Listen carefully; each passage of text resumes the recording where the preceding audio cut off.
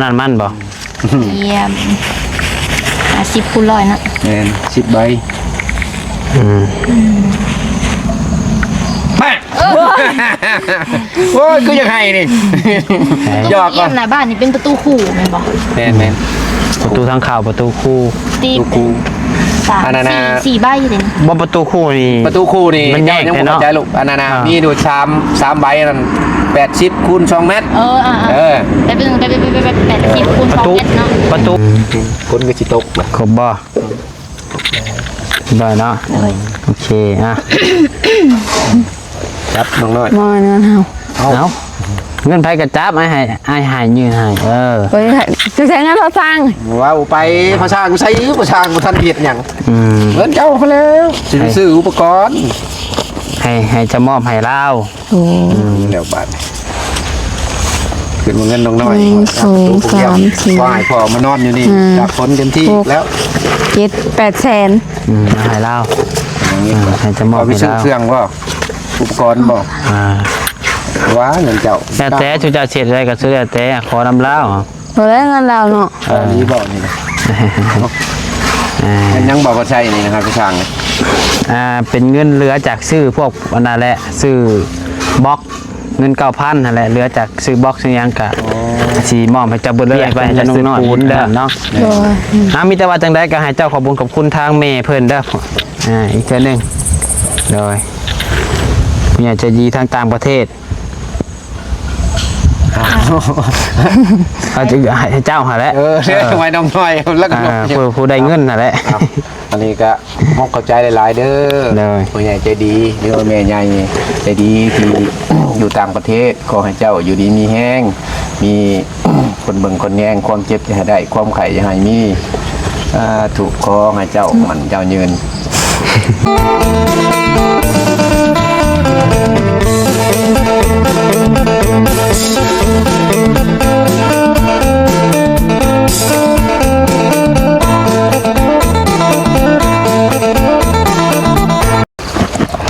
ใช้ภาษา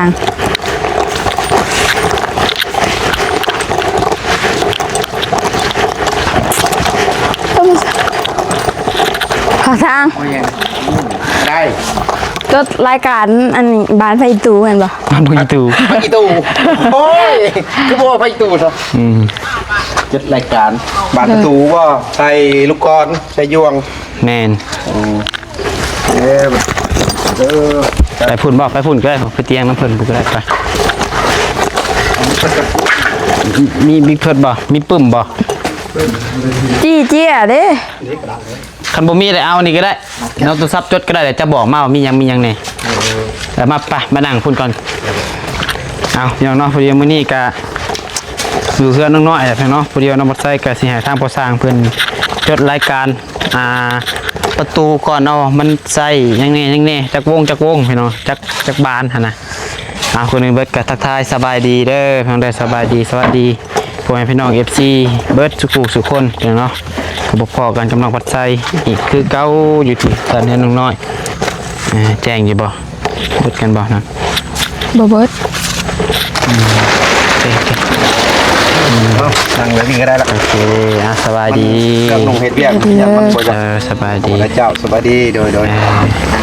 น้องเบลมาจดก็ได้มียังแน่จดใส่โน้ตดิโทรศัพท์ปล่อยก็ได้มีเจียวบ่มีเจียเลยป้าอยู่คนจะมีคนได้เนี่ยเป็นจดใส่โน้ตเอาก็ได้แล้วสิไปสั่งสิไปถามทางห้างเพิ่นนะร้านประตูปงเยี่ยมเป็นนั่นเด้อจับบองนั่งใกล้น้องน้อยก็ได้น้องน้อยยังไม่10บ่10บ่ฮู้แล้วเราไล่แล้วมียังแน่เจ้านับปงเยี่ยมมีจักวง1 2 3 4 5 10 ปองตัวแม่น50 คูณ 100เบิ่งเขาสร้างกดขึ้นกันยันมันบดไปกดเบิ่งบ้านบ่เอี่ยม10 ปองบ่แป๊บนึง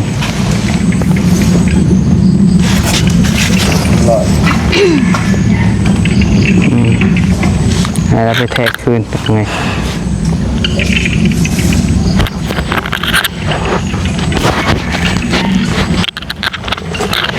โอ้ ว่างบน้ำอ้ายอ้ายสิเอาซื้อบานเด้อ โดย พอบ่พอก็เบิ่งนำกันเทื่อนึงเป็นยังไง ห้อง แต่หนูน้ำไม่ดีก็ยังซื้อสีเนาะ โดย ติดกิโลแล้วก็เพิ่นซื้อสีมาทาพวกสีวงกบสีบานสีหยังนั่นแหละไม่ต้องเลยครบทั้งสีทาเฮือนน้ำสีทาพาน้ำ โดย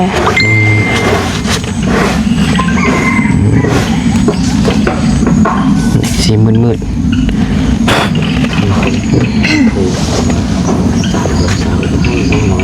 จดเป็นภาษาลาวก็ได้โอเค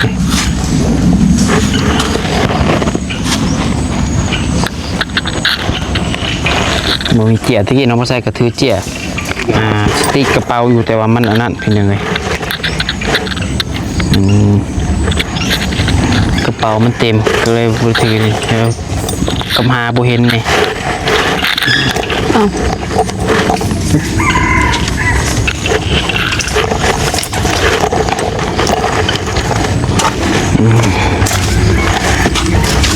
ครับสวัสดีคนหนึ่งประตูห้องนอนกับออกเรือนครัวขนาด80 คูณ 2 เมตร 3 ยิม ห้องนอนกับเฮือนครัวเนาะ แม่น3 ยิม8 สามงิมโอ้สามบานเหรอวะผมเข้าใจได้สามงิมเนาะ 3 บานเนาะ แม่นบัดนี้อันทางเข้าความสูง2 เมตร ประตูทางเข้าเนาะ แม่นความกว้างอัน60 เซนมี2บาน เข้าแป๊บหนึงเด้อค่ะถ้าได้ก็กว้างยาว กว้าง60 คูณ 2 เมตร 60 คูณ 2 เมตรนะ แล้วก็บ้านใหญ่นั่นละบ้านนี้ของเยี่ยม โดย ของเยี่ยมนี่มีอยู่10 ปองหรือว่า10 ยิมเนาะ 10 ปองโอเค บ่แม่นว่านับแบบว่าเห็นวงแล้วมันไล่เรื่องวงบัดนี้เฮามาบวกวงหนึงมันมี2 ปอง โดย มันก็ถืออยู่10 ปอง 10 ใบสัน 10 บาท 10 ใบ10 ใบบัดนี้ลูกกอนหน้าต่างไล่เบิ่งดูหน่อย อันพวกมันพับ จะได้ถาม อันนี้2ก็ใส่ก็สร้างไว้มึงก็เด้อ2 4 6เฉพาะบรรพับนี่2 4 6 8 10โมเมนต์โมซาวน้องเวลซาวเท่าไหรอันปองหนึ่งมี2 2 4 6 8แล้วก็10 12นะหัว บ่ 16บ่ใส่อย่างละ2เด้ 10ซาวบรรพับซาวแล้วก็ยวง10 บ่ลูกก้อนนี่ซาวเนาะ แม่น ยวงจับอันนี้ 10เฉพาะ โดย ยองจับบ านผับเด ซาว กระเดมน่ะ10 อัน บาน เอาแสนละบาทอย่างเด้ ปองเยี่ยม เดี๋ยวจะงานคืนจดๆแล้วจะงานคืน บัดนี้ลองค้ำเด้เอาบ่ลงมาแบบ ตัวได้อยู่ แนวค้ำ สากนะ บอล ค้ำปองเยี่ยม ค้ำโตฮอร์โมนค้ำปอ ต้อง ง เยี่ยม มีอ่ะนะ เอากะ10 อัน ยวงกอปองเยี่ยมเนาะ แม่น10 อัน ก็ กดบังขึ้นอ่านมึงให้พอฟังก่อนสักบอกของเยี่ยม 10 อันโอเค เดี๋ยวจะงานประเดียวก็ได้อย่างนั้น บัดนี้อันนั้นนะบรรพับใหญ่บรรพับใหญ่นี่313 326 339 34 12 35 15พอดีมันอยู่แอบหนึ่งมันมี3 มัน โดย แอบหนึ่ง3 มันแล้วมันมีอยู่5 แอบเป็นบ่บอกว่าใช่ จังหวะเลย 355กันว่า เจ้าผู้เคยเห็นแล้วก็บ่จื้อ สองอันนี่มันจะบ่ติดมันอยู่3เลยนะคือของบ่สร้างเราซื้อมาแล้วมันเข้ากันเลยเพราะว่ามันเป็นตัวแข็งแน่เพราะว่ามันจังบ่เตื้อย โดย บัดนี้ จนแล้วว่ากินนี่ให้เราว่าหยัง บานผับใหญ่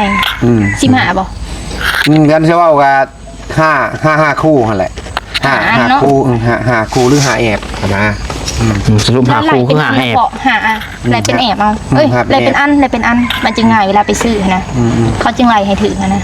แล้วเป็นอันก็ชิมหาอันแล้วแหละมันอยู่นำกันเลยแม่นมันติด แต่ว่า15แอบคือ15คู่เนาะ15แอบก็มันสิเป็นกับเนาะ มันจะมีอันกับหนึ่งอ่ะสองอันกับหนึ่ง3 อันแลกกันขนาด 3 5ชิมหา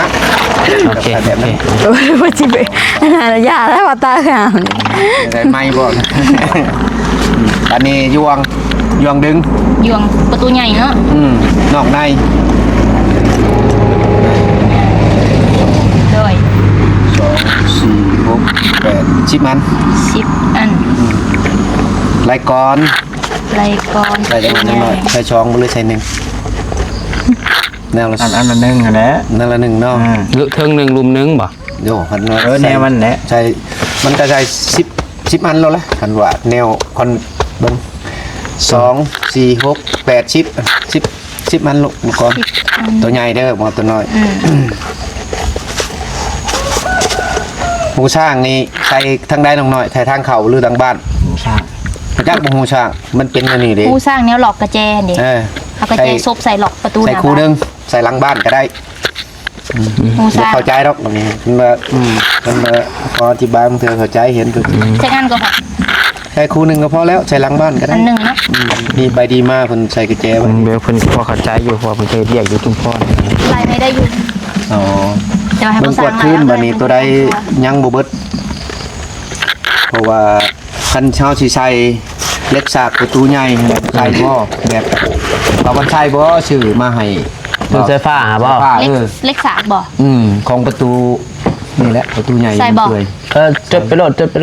เค พ่อบ่พ่อก็จังว่ากัน สาก ซื้อ จะ เป็น งั้น แงบเบิ่งกันเด้อ2 4 ขอโทษขออภัยนะพี่น้องเด้อ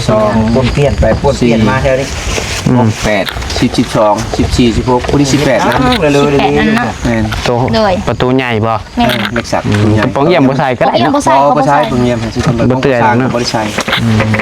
ลักๆประตูใหญ่สไลด์ใส่ว่าประตูใหญ่มันนัก นี่ไปกวาดขึ้นบัดตัวใดบ่เบิดตัวใดเบิด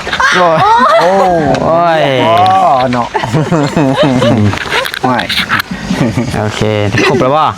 มียังอีก แต่ว่าในนั้นแล้ว มันโตเสียงมันใส่เบิดแล้วเนาะ แม่น เอาคักได้ ตัวใดมันบ่พอกะสังตึมกับน็อตนั่นแหละตัวลายหั่นเวลาเฮาไปซื้อบันพับนะอยากให้ใส่น็อตดำเมาเพราะว่ามันเป็นน็อตเล็กหั่นมันเฮามายิงเข้าไปแล้วมันสบายเพราะว่า น็อต ใส่ น็อตบ่น็อตกระจดใส่น็อตเนาะ น็อตเบอร์ยังพอ มันเป็นเบอร์เขาเคยใส่ยิงเพดอกเพดานนี่แหละ ถ้าว่าเขามองเห็นเวียกมองเขาเขาหูซื้อถ้าไปหมู่ เป็นสีดำ เขาบ่ฮู้น็อตดำเนาะ น็อตดำเอาของแท้แล้ว 1 กัดเนาะ พ่อบ่ บ่พอ ซองบ่ อันตะกับเอา เอา2กับพุ่นแล้ว หมูดำ2กับ ครับประมาณคันฮอดก็ประมาณกับ20-30,000นี่นะพอซื้อไปเก่าเอามายิงบานประตูก็ไม่ได้ใส่ในนั้น โอเค สบายมันแข็งดีแล้วเขายิงเล็ก2เล็ก3 ไปเอาอยู่บริษัทเฮาเด้อ ฮะ นี่บ่ เอาอยู่บริษัทเฮาเด้อเฮาสิลดให้ ดาวก็เป็นหยังเด้ ทุกคนก็สั่งนะ มียังอีกบัดนี้ เดี๋ยวมันก็เบิดแล้ว นั่นแหละ เพิ่นบ่เพจ ต้องให้บ่สร้างอ่านขึ้นเข้าใจบ่ให้เนาะ บ้านปกเอี่ยมก่อนเนาะ บาดนี้ ลูกกร20 อันยวงจับ10 อัน บ้านผับปองเอี่ยม20ยวงก็ปองเอี่ยม10สำหรับประตูปองเอี่ยมตัวนี้โอเคบ่ ก็ว่าโอเคแล้ว เลยตัวนี้ประตูเฮือนเนาะตัวนี้ บ้านพับใหญ่15 อันยวงประตูใหญ่10 อันลายกรประตูใหญ่10หูสร้างอันหนึ่งก็หน้าบ้านรายการเล็กสาก18 อัน ก็ว่าเบิดเท่านั้นแหละ ครบแล้วเนาะ มียังได้น้อยจักใช่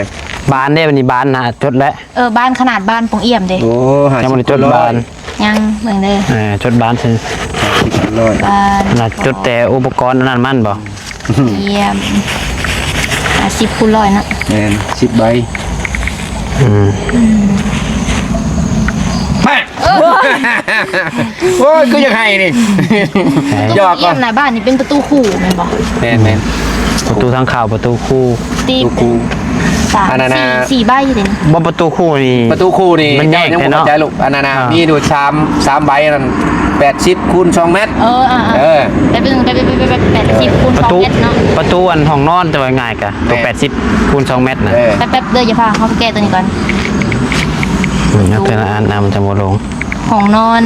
ประตูห้องนอน80คูณ2เมตร3อันเนาะ แม่น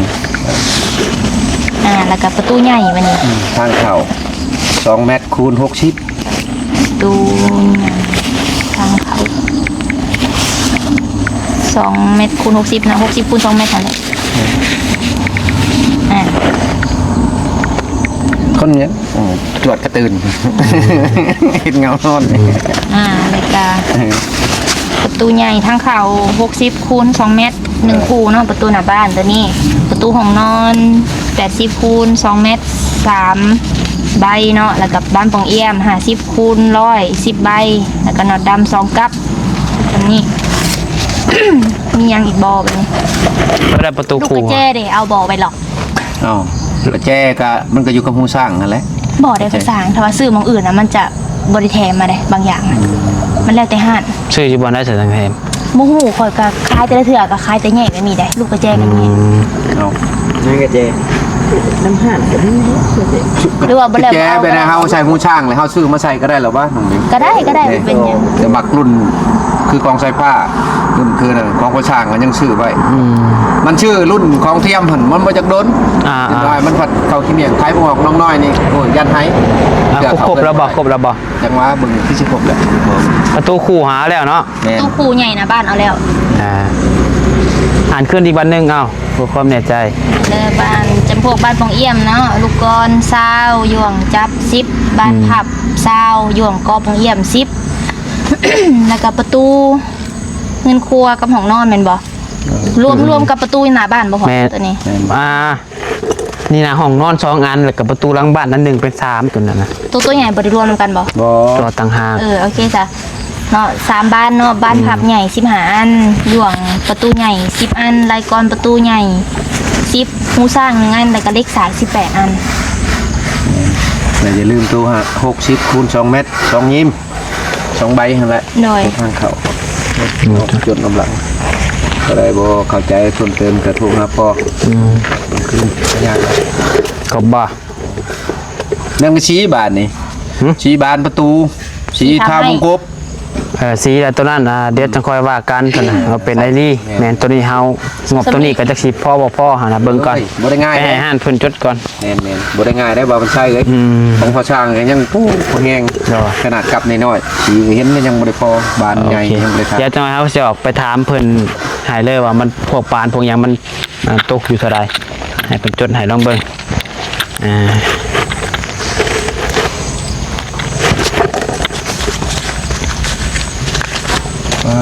ยังมันหลาย คนที่ไปซื้อให้เจ้าสิจุบหรือบ่ พ่อบ่สำนี นะยันบ่พอแล้ว พ่อแล้วสำนีเนาะมันบ่ แต่ พ่อเลย ลูกกรก็บ่แห้งแหละลูกกรอะไรเป็นจะเข้าเป็นล้าน มันบ่พ่อเลยบ่ซื้อซะเนาะให้พ่อสร้างเป็นหยังไง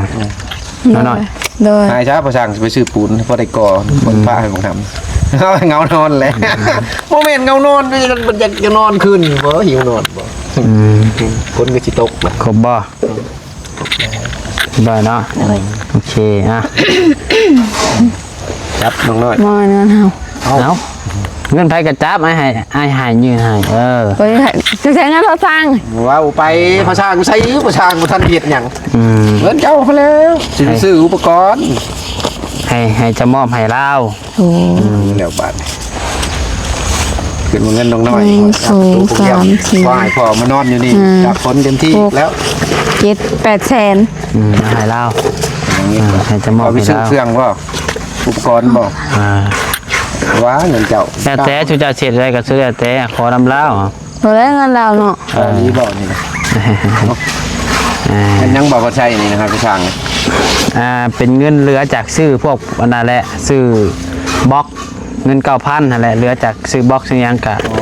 สีมอบให้เจ้าเบิดเลยไปให้เจ้าซื้อปูนเด้อ โดยขอบใจ มีแต่ โอ้ยดีใจ เป็นเงินเหลือแหละเพิ่นว่าง่ายกะเงิน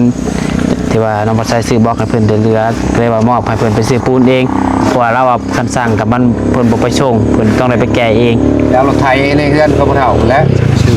โดย นี่ก็10ก็ชอบ ไปมีแต่ไปแก้เอาเด้อ โดย มอบให้เพิ่น จนเลยบัดถือว่าเบิดเงินพอสร้างสำหรับน้องพอไซส์เนาะงบมาพอสร้างนั่นแหละเรียกว่าอีกเรื่องหนึงเกือบลืมพี่น้องเนาะทั้งผู้ใหญ่นั่นแหละผู้ที่เพิ่นเคยซอยเรือสายฟ้าพี่น้องเนาะเพิ่นส่งมาบอกน้องพอไซส์เพิ่นว่าแม่นพอสร้างลืมแล้วบ่ว่าอันตัวยาแนวหั่นน่ะเพิ่นว่าอยากให้ไปยาให้แน่โดยคันว่ามีเวลาว่างๆช่วงอะไรก็ได้ว่างหั่นนะว่าไงกับตัวยาแนวพวกหยังหั่นแหละตัวของน้ำหั่นนะโดยเพิ่นว่าอยากให้ไปอันญาติไปมื้อนั้นไปแล้วครับไปกับลูกเพิ่นลืมบ่ได้ถือยาแนวขึ้นไปซะท่านก็เข้าไปชื่อในห้างเขาใส่หนึ่งก็แล้วดอกโดยไปยายเพิ่นแน่เพราะมันก็มันโดนได้พี่น้องบ่4-5-6 เดือนเลยตั้งแต่ห้องน้ำน้องน้อยพี่น้องเนาะมันตรงนั้นมันชุลมุนอยู่คือว่าหั่นแหละก็ขอโทษหลายๆเด้อที่ซักซ่าคือว่าหั่นแหละบางเทื่อบ่สร้างก็ลืมไปคนผู้เดียวเป็นจังไดนั่นแหละมีแต่ว่าคันใดก็ขึ้นไปแก้ให้ได้เด้อโดยว่าเพิ่นก็ส่งมาบอกน้องบ่ใส่ก็จนลืมแหละพี่น้องเอ้ยตะกี้ก็บอกเพิ่นอยู่บ่สร้างก็แต่ว่าเพิ่นก็เฮ็ดเวียกส่งเงินน้องน้อยนั่นเนาะมีแต่ว่าจังไดก็ให้เจ้าขอบคุณทางแม่เพิ่นเด้ออีกเทื่อนึงโดยผู้ใหญ่ใจดีทางต่างประเทศเขาจะให้เจ้าหาแล้วทำไมน้องน้อยแล้วก็ผู้ได้เงินหาแล้วอันนี้ก็มองเข้าใจหลายๆเด้อผู้ใหญ่ใจดีหรือว่าแม่ใหญ่ใจดีที่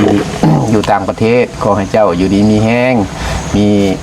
คนเบิ่งคนแย่งความเจ็บจะให้ได้ความไข่จะให้มีถูกขอให้เจ้ามันเจ้ายืน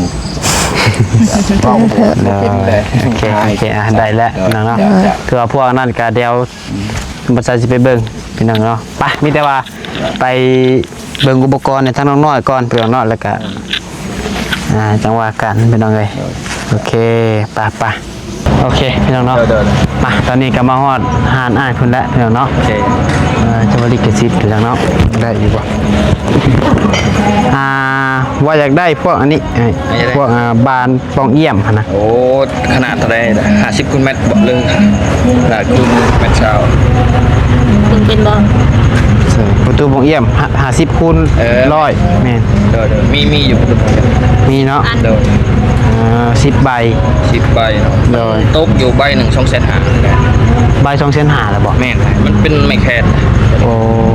ถ้ามาเบิ่งก่อนก็ได้มาใบหนึ่งนี้คือบอกคือประคูนึงใบ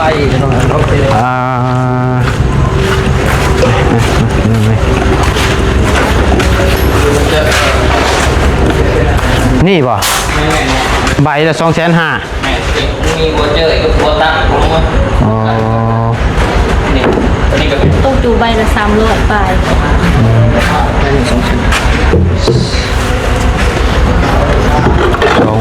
10 ใบกับ2 ล้านปลายเลยเนาะ10 ใบกับ2 ล้าน2 ล้านอันบ้านใหญ่นี่ก็มันตกอยู่ถึง600,000ในเจ้าอะไร500,000ตัวใหญ่นี่600,000ไม่500,000เลยสปอร์ตไม่แค้นอันไม่แดงกับแพงขึ้นตัวใหญ่นี่6,500,000บอก6,500,000 รุ่น5,500,000แมนตัวนี้ละ2,500,000ต่อใบพี่น้องต่อใบ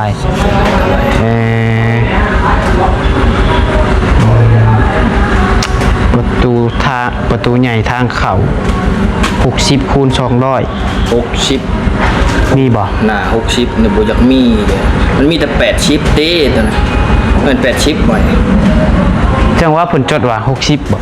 โอ้ยแล้วแทกพี่ว่า60มันน้อยเลยได้เจ้าเห็นบ่ได้เฮือนหลังนั่นแหละมันน่าจะเป็น80ข้อว่า3เดียวกันประตูทางเขาเพราะว่ามัน60นี่มันเป็นประตูมันน้อยเลยนี่มันจนว่าอยากล้มกระโตอ้ายแล้วได้นี่60นี่70นี่ยังน้อยแล้วเข้าห้องน้ำมานะขนาดจะ80เนาะ80 คูณแล้วน่าจะผิด80เพราะว่า60น่ะมันสลายเขาจะบ่เฮ็ดมาแม่นประตูคู่เท่าใดแล้วประตูบานคู่บ่มันจะทำไม่แค่มันต้องอยู่ร้านหาได้ใบ1 ล้านมันเป็นหัวเจอเลยเดี๋ยวแอมมาเบิ่งเลย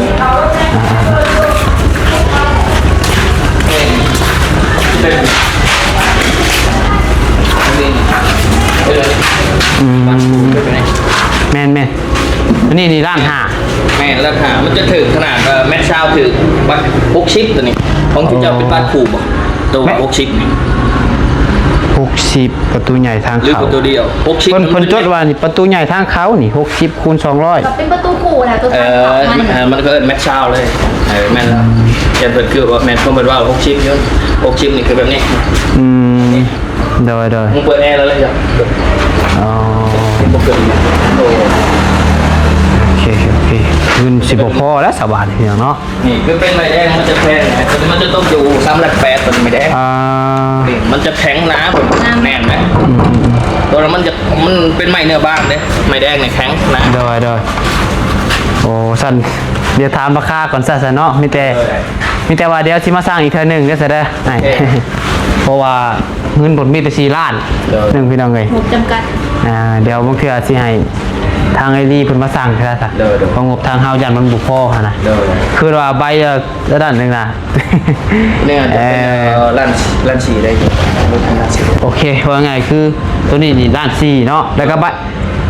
ประตูห้องนอนตัวบานเดียวฮะดิ บ้านเดียวนะมันต้องอยู่5 แสน หาเนาะอ๋อเฉพาะอันนี้ก็ร่วมกันของหอยหลายล้านเติบเนาะเฉพาะปองเอี่ยมหา10ใบกับ2ล้านหาบวกอันนี้อีกเป็น4ล้านนะไร4ล้าน ก็ยังไงเงินเนี่ยได้ ส จาก อง ประตู ได้แต่ประตู2อย่าง เนี่ยลูกกรลายกรก็ได้ ตะกี้ก็แบบนี้เอาแบบให้รอปลาอย่างว่ามันโมเมนต์คงหนาเลยเอาจึงยุดตะกี้ห้องเห็ดเพื่อนได้ก่อนกับเมียเอาจึงมาเห็ดห่านลำหลัง โดย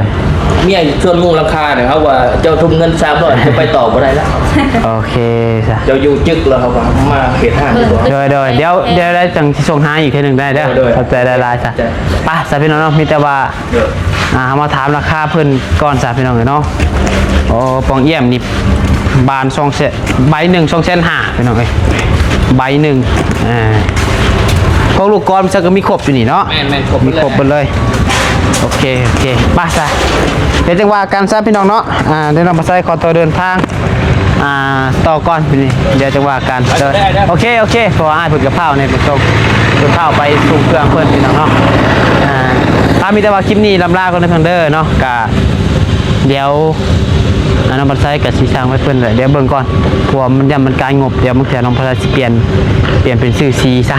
เดี๋ยวพังเบิ่งเขาหน่อยสิลองมาถามมึงอยู่บ้านก่อนเป็นยังไงโอ้จูนี่จะว่า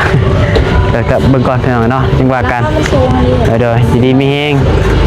พี่พาประการใดก็ขอโทษขออภัยนำเด้อเพิ่นเด้อจังว่ากันใหม่สบายดี